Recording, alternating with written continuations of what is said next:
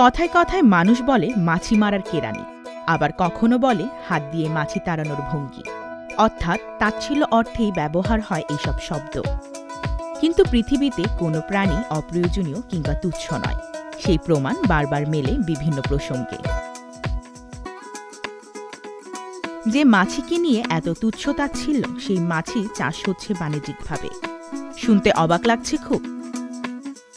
অবাক লাগলেও এটি সত্যি। মাছের খাবার হিসেবে মাছি চাষ করছেন ভোলার এক তরুণ।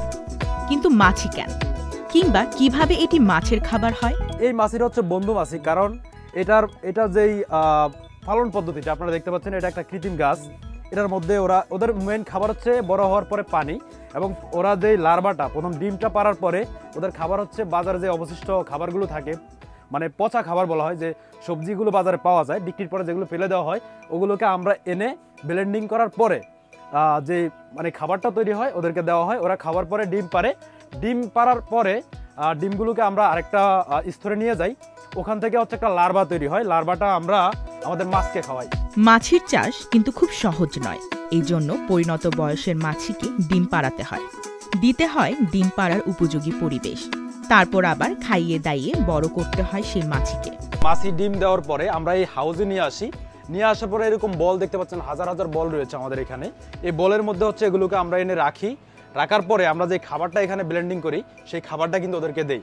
ওদের মেইন খাবার প্রথমে লার্ভা হয়, লার্ভার পরে কিন্তু এগুলো আমরা লার্ভা চাইলে মাছকে খাওয়াতে পারি, চাইলে বড় করতে পারি মাছির জন্য। হ্যাঁ, তো যেটা হচ্ছে বড় হয়ে এই যে উপরে উঠে আসে, সেটাকে আমরা মাছের জন্য রাখি, আর যেটা লার্ভা হিসেবে থাকে সেটা আমরা মাছ এবং মুরগির খাবার হিসাবে রাখার পরে এটা আমরা আমাদের মাছ এবং মুরগিকে খাওয়াই।